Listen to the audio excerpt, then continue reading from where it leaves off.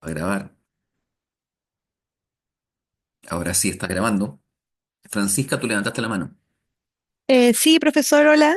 Hola. Es que usted había dicho en la semana que el día viernes iba a avisar hasta dónde iba a entrar en la prueba extemporánea. Exactamente, lo haré al final de la sesión, ¿no? En función Ah, de lo ya. que veamos. Ok, súper. Muchas gracias. Vale. Bueno, a ver, recordarán ustedes que en la clase anterior estábamos hablando acerca del desarrollo de la audiencia de preparación de juicio oral. Y ya empezamos a hablar sobre prueba ilícita. ¿Recuerdan que estábamos hablando de prueba ilícita? Em, lo último que dijimos fue que lo que se sostenga es el fundamento de la regla de exclusión por ilicitud de la prueba. Es muy relevante porque puede proyectarse en la forma de solucionar distintos problemas interpretativos que plantea la institución de la prueba ilícita, ¿no? Vamos a ver algunos ejemplos en algunos minutos más. Pero antes de eso, quiero decirles lo siguiente. A ver, eh, suele distinguirse entre lo que es la prueba ilícita originaria y la prueba ilícita derivada, ¿no? Em, y de la mano de esta distinción se distingue también entre lo que es el efecto directo o inmediato o principal de, de la prueba ilícita, de distinguirlo del efecto indirecto o del efecto mediato o del efecto secundario de la prueba ilícita, ¿no? Esta distinción va de la mano de la primera que señalé. ¿En qué sentido? Cuando se dice que una prueba que ha sido obtenida con vulneración de garantías, por ello va a ser excluida en aplicación de la regla de exclusión probatoria, ese es el efecto directo, el efecto principal, el efecto inmediato. La exclusión de la prueba que ha sido obtenida con vulneración de garantías. Esa prueba, la obtenida con vulneración de garantías, es la prueba ilícita originaria, que no hay que confundir con la denominada prueba ilícita derivada. La llamada prueba ilícita derivada no proviene, perdón, no ha sido obtenida con vulneración de garantías. La que es obtenida con vulneración de garantías es la prueba ilícita originaria. La prueba ilícita derivada es la que proviene de una prueba ilícita originaria, ¿no? Les doy un ejemplo. Em,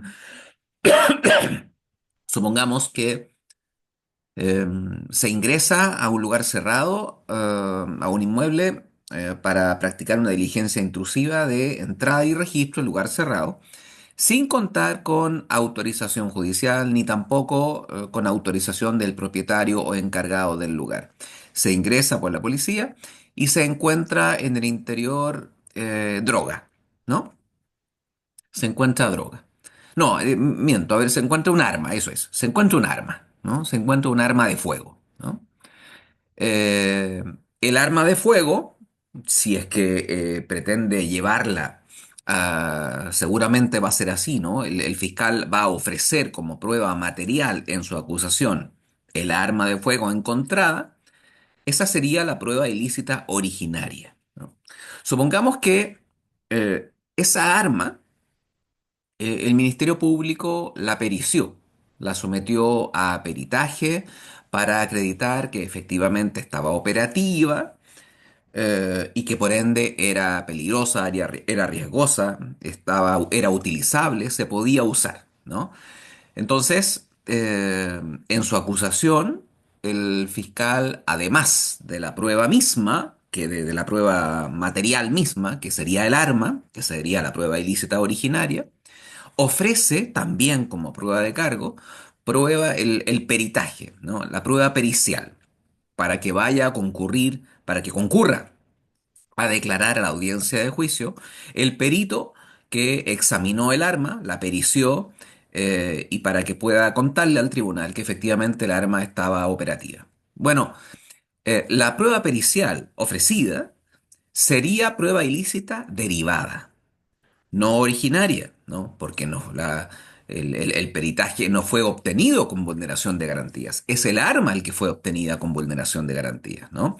Entonces, prueba ilícita originaria sería la que es obtenida con vulneración de garantías, ¿no? Y a esto alude directamente el 276, inciso tercero. O sea, la definición que da ahí en el inciso tercero del 276, segunda parte, cuando alude a pruebas que han sido obtenidas con vulneración de garantías, eso calza a pedir de boca con la definición de prueba ilícita originaria. La prueba ilícita derivada es la que proviene de ella, ¿no?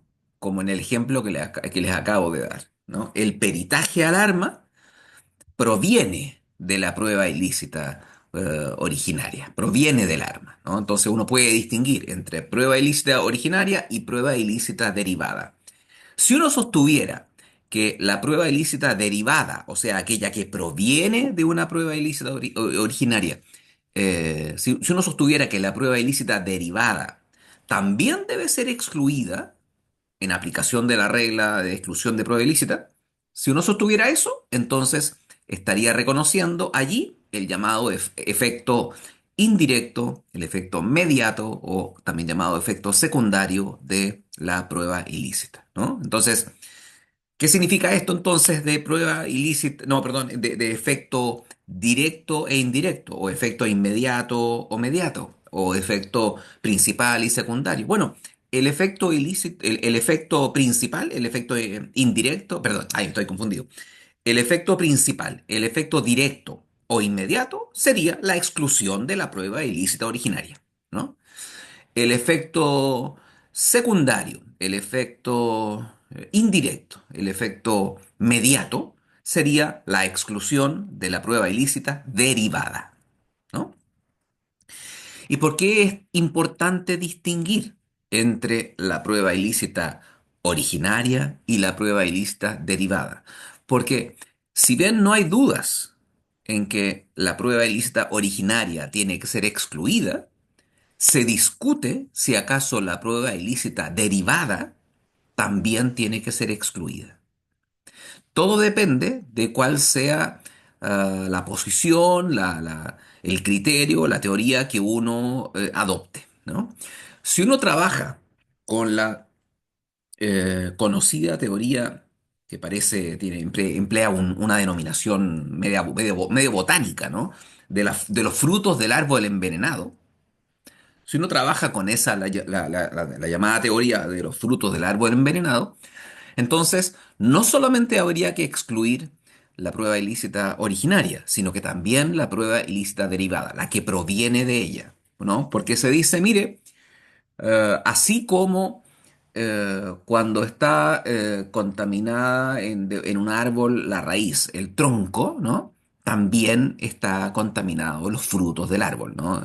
O sea, la contaminación alcanza también a los frutos.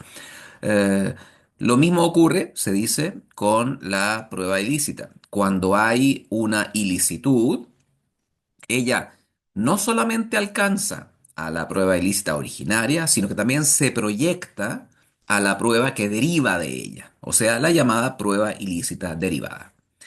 Pero también hay defensores de ciertos criterios que hacen excepción, ¿no? Que postulan la idea de que no siempre la prueba ilícita derivada debe ser excluida. O sea que hay casos, se dice por los defensores de estos criterios, que hay casos en los que la prueba ilícita derivada no debe ser excluida, ¿no? Sino que debe permitirse su rendición en la audiencia de juicio. Y en su material de estudio, en sus apuntes, aparecen mencionados cuáles son esos criterios, ¿no?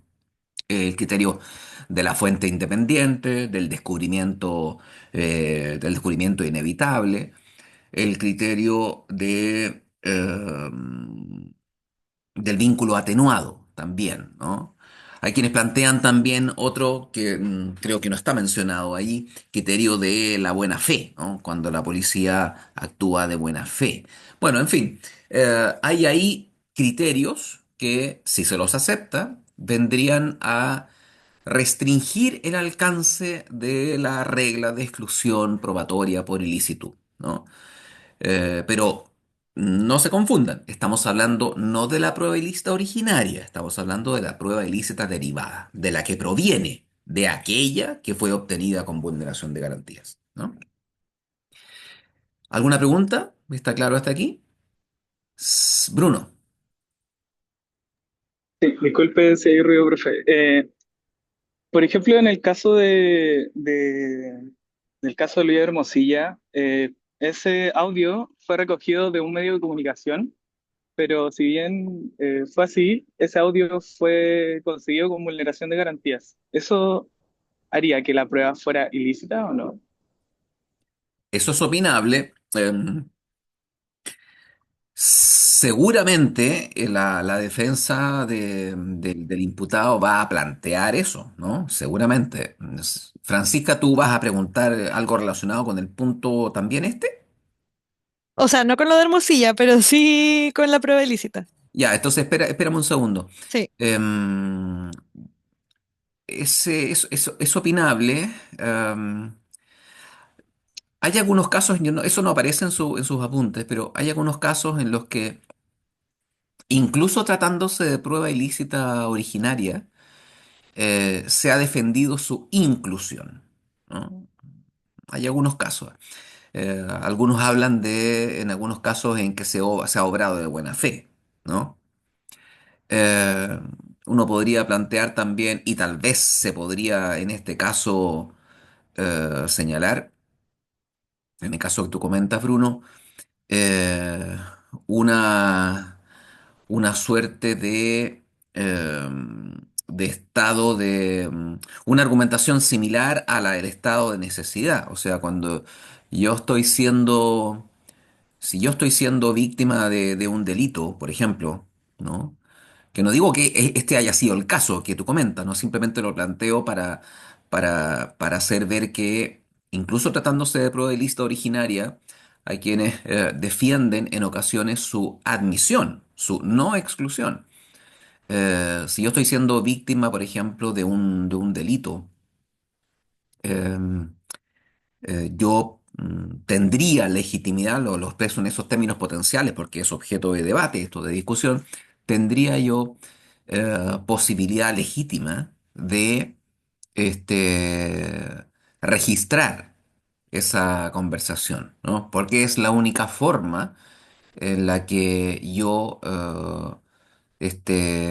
podría a posteriori acreditar la ejecución o la comisión de ese delito en contra mía, ¿no? Es algo opinable. No me atrevo a darte una respuesta categórica, porque es objeto de debate. Francisca, tú querías decir algo. Sí, es que igual me respondió un poco con eso porque era sobre si la prueba ilícita originaria podría llegar en casos a ser admitida cuando incluso es obtenida por un particular, no ya por órganos del Estado. Por ejemplo, una persona que, no sé, revisa un celular o algo así porque sospecha que tiene material pornográfico del hijo o algo así. Mm, En mm. ese caso, como lo que pasa en la realidad, ¿qué tanto se podría permitir? Porque una cosa es como ya teoría de pensar, pero ¿eso pasa? ¿O Sí, cuando sí son pasa. delitos así más graves, Sí, sí permitir pasa. igual? Sí pasa, Francisca. Sí, sí pasa. Es interesante tu pregunta. Te sugiero que la retomemos en un par de minutos, o cuando revisemos algunos problemas interpretativos que plantea la figura. ¿Te parece? Ya, ok, gracias. De acuerdo. Em, Revisemos algunos problemas de los varios que puede plantear la institución de la prueba ilícita. Por ejemplo, em, ¿qué pasaría si la prueba de cuya eventual ilicitud estamos hablando es prueba de descargo, o sea, prueba ofrecida por la defensa, ¿no? O sea, prueba de descargo, prueba que ofrece la defensa en su eventual contestación de la acusación, y resulta que esa es una prueba que ha sido obtenida con vulneración de garantía. Les doy un ejemplo. Imaginemos que un sujeto imputado por un delito de violación, por parte de su ex polola, su ex novia. El imputado sabe que esto es falsa, que la denuncia es falsa. El imputado logra introducirse en, en la casa en que vive la denunciante, la presunta víctima, en un momento en que ella no se encuentra, por supuesto sin su autorización, se mete a la casa, va al lugar donde sabe que su expolola guarda un diario de vida, y en ese diario de vida aparece la siguiente leyenda, las siguientes palabras escritas de puño y letra por ella, por la dueña del diario de vida. Querido diario, hoy me vengué de Juan. Juan es el expololo. Como me puso el gorro con María, para que aprenda que eso no se hace, decidí denunciarlo por violación. Y entonces eh, el imputado toma el diario, se lo lleva y después pretende ofrecerlo como prueba de descargo. La pregunta es, ¿debe ser excluida por haber sido obtenida con vulneración de garantías? Porque fue extraído de la casa de la víctima sin que ésta consintiera el ingreso al inmueble y sin contarse tampoco con autorización judicial para ello. Eh, es un punto opinable, es un punto discutible. Yo creo que no se puede excluir, pero eso es opinable, es mi opinión nomás. Creo que no, porque entiendo, y es solo mi opinión, entiendo que la regla de exclusión probatoria eh, apunta exclusivamente a la posibilidad de excluir prueba de cargo. La regla de exclusión probatoria por ilicitud, estamos hablando de esa, estamos hablando de las otras, de exclusión de prueba por ilicitud. Creo que apunta exclusivamente a prueba de cargo, no a prueba de la defensa. ¿Por qué? Porque eh, y acá hay una toma de postura, ¿no? Si es que, como entiendo también, el fundamento de esta regla de exclusión es de carácter ético, que apunta a la integridad del sistema de persecución penal, lo que se traduce en que la persecución penal del Estado no puede fundar su actuar en una vulneración de garantías. Si estamos poniendo el acento en la persecución penal, entonces estamos poniendo el acento exclusivamente en la prueba de cargo, para impedir, para evitar que una condena pueda fundarse en prueba obtenida con vulneración de garantías. Por lo tanto, cuando hablamos de prueba de descargo, estamos fuera del ámbito de aplicación, a mi juicio.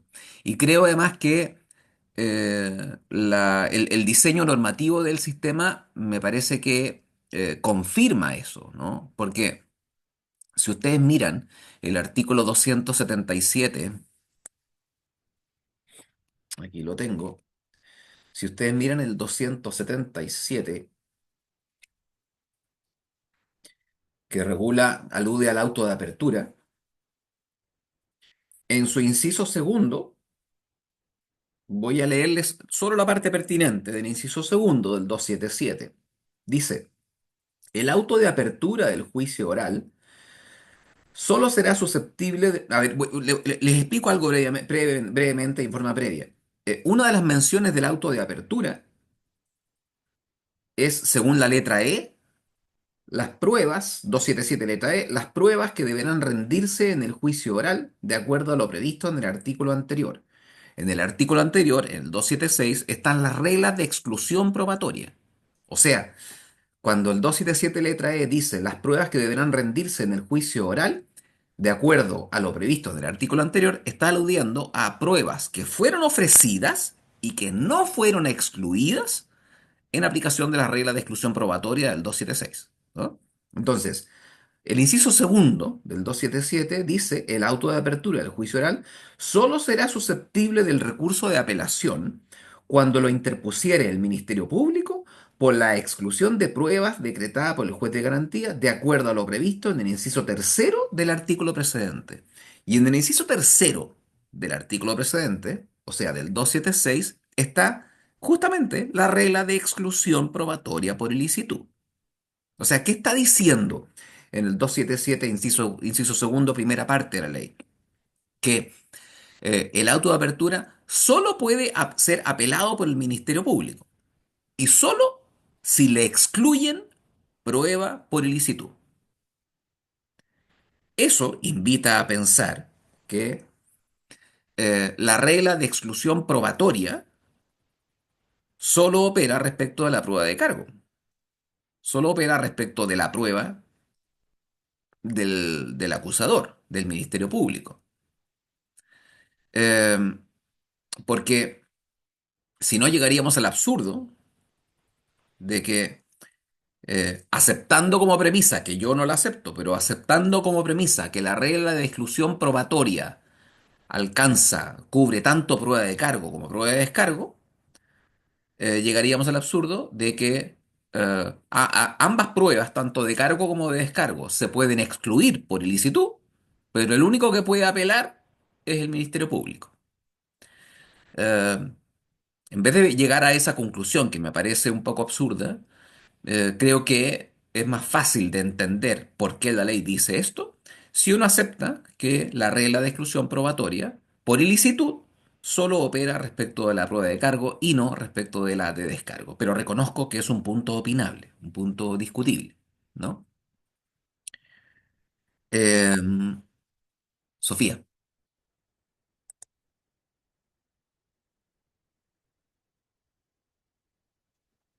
¿Se escucha bien? sí, Sí. Quería consultarle, pero ¿qué pasa si al obtener esa prueba ilícita, como el caso que dio que entró a la morada de la expolola sin su consentimiento? ¿Qué pasa si en esa situación se configura otro delito? eso es Porque en otra este caso cosa. sería un escalamiento. Sí, eso es buena pregunta. Eso es otra cosa, ¿no? Es decir, lo que yo estoy diciendo es que eh, para, e- para evitar que se pueda sancionar a un inocente, ¿no? Que es en cierto modo lo que está detrás de la idea de que solo se pueda excluir por ilicitud prueba de cargo, pero no de descargo. Entonces, claro, yo diría, bueno, ese diario de vida se puede rendir, pero como para conseguirlo cometió un delito de violación de morada, o al menos realizó el tipo penal de violación de morada, ¿no? Se le podría iniciar una, una investigación por el delito distinto, este otro, de violación de morada. Pero también eso podría tener una línea de defensa. La persona podría decir, bueno, pero es que era la única posibilidad que yo tenía de evitar, ¿no? Que se me sancionara por un delito de violación y tenía mucho temor. Uno puede construir allí una eximente de falta de culpabilidad en el actual, ¿no? ¿De acuerdo? Eh, Sigamos. Otro problema, hay varios, pero quisiera mencionar solo Gonzalo. Hola, sí, profesor. Disculpe, no sé si ya lo mencionó antes, pero tengo la duda si es que acaso esta exclusión es absoluta respecto de todos los delitos. Por ejemplo, tengo la duda si es que podría aplicar también o se podría hacer una excepción en los casos de delitos relacionados con narcotráfico o algunos que estén como relacionados con el interés nacional, no sé, terrorismo, por ejemplo. ¿También Mira, aplicaría esa exclusión de prueba? no hay ninguna disposición que diga para ciertos delitos sí, para ciertos delitos no. No hay ninguna, ¿no? Eh, Ah, entonces se pero entendería es el, absoluta, pero es, ¿o no? es decir, la disposición dice lo que dice en el 276, inciso tercero. Se excluirán las pruebas que provienen, que han sido obtenidas con vulneración de garantías. Eso es lo que dice, ¿no? Ahora, Sí.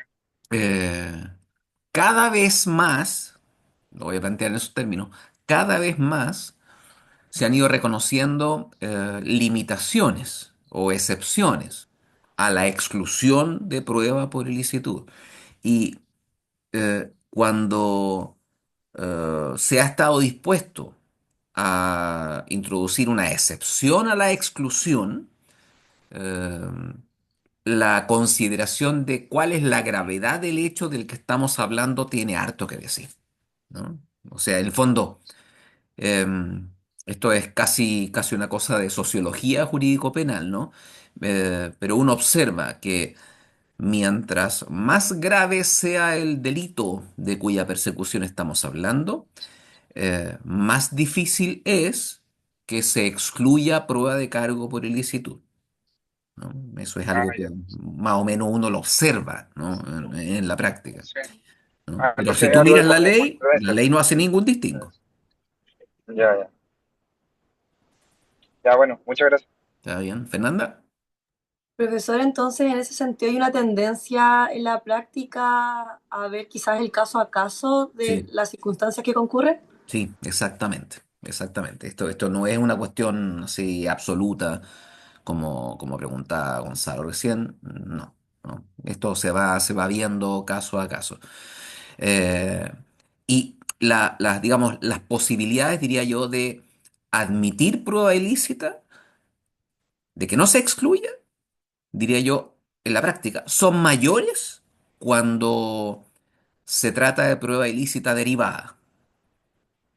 Si se trata de prueba ilícita originaria, ahí la cosa es más difícil y ahí es más probable la exclusión, ¿no? Pero tampoco en forma absoluta, ¿no? Profesor, y eso tiene que ver con la vulneración directa de la garantía finalmente, porque cuando estamos ante la prueba que es derivada, no se vulneran directamente, sino que es o sea, Exactamente. como una consecuencia lógica. Exactamente. De hecho, si uno mirara el 276, inciso tercero, la literalidad alude solo a lo que llamamos prueba ilícita originaria, ¿no?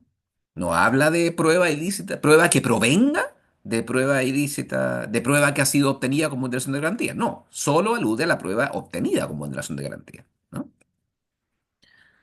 Em, Francisca, ¿qué era? Me habías preguntado tú hace un rato y yo te dije, veámoslo en un minuto más. ¿Qué me preguntaste? Ah, sí, sobre la prueba ilícita, si es que, por ejemplo, si una persona sospecha que su pareja abusó sexualmente de un hijo o un tema así de pornografía y se mete a su computador, por ejemplo, para averiguarlo, esto podría presentarse entonces como prueba Ya, y ya, no mira. excluirse. O sea, si la prueba es la que da a conocer la existencia del delito. Ya, sí, está bien, sí. A ver, hay dos consideraciones. Uno, estás hablando de prueba, em, digamos, obtenida con vulneración de garantía, pero por un particular, ¿cierto? Y el punto es relevante porque em, si uno adhiere al criterio, ¿se acuerdan de esos criterios que vimos en la última parte de la clase anterior? Intentando responder a la pregunta por cuál es el fundamento de la regla de exclusión de la prueba ilícita. Si uno adhiere al criterio bastante común en la jurisprudencia norteamericana, del llamado deterrence effect, el efecto disuasivo, ¿no? Según el cual esta regla obedece a la finalidad de disuadir a los órganos estatales de persecución penal de que eviten vulnerar garantías, porque de nada va a servir, porque si se constata que hay una vulneración de garantía, la prueba que consigan va a ser excluida. Entonces, si ese es el fundamento, si uno dice que ese es el fundamento, entonces, es difícil justificar que tenga que excluirse la prueba ilícita cuando ha sido obtenida con vulneración de garantías por parte de un particular, porque un particular no es la policía, no es un agente estatal de la persecución penal, ¿no?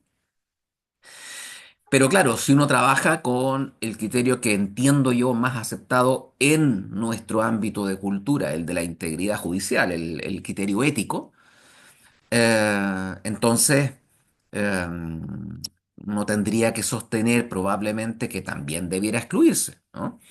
Y entre otras razones porque, por así decirlo, eso aparece dicho así, y creo que con estas mismas palabras en su apunte, en cierto modo se podría decir que en Chile la persecución penal, comillas, se comparte entre la policía y particulares, porque existen los querellantes, ¿no? Y los querellantes son particulares, ¿no? Entonces, ahí hay una cuestión, ¿no? Hay una cuestión importante, que es, se trata de particulares, ¿no? Se trata de particulares. Y lo segundo, eh, que es lo otro que está presente en tu pregunta, eh, es la única forma de acreditar el delito. El delito de que estoy siendo víctima o de que he sido víctima o de que ha sido víctima alguno de mis hijos, ¿no? En casos como esos, yo he sabido de admisiones de la prueba ilícita, o sea, de no exclusión de la prueba ilícita, ¿no? Pero hay que reconocer que se trata efectivamente de prueba obtenida con vulneración de garantía. Y si uno estuviera a la pura literalidad del 276, inciso tercero, tendría que excluirse la prueba, ¿no? Porque dice que debe excluirse la prueba obtenida con vulneración de garantía, ¿no? Sin atender al contexto, ¿no? Pero como les digo, en la práctica se han sabido de casos en que precisamente atendiendo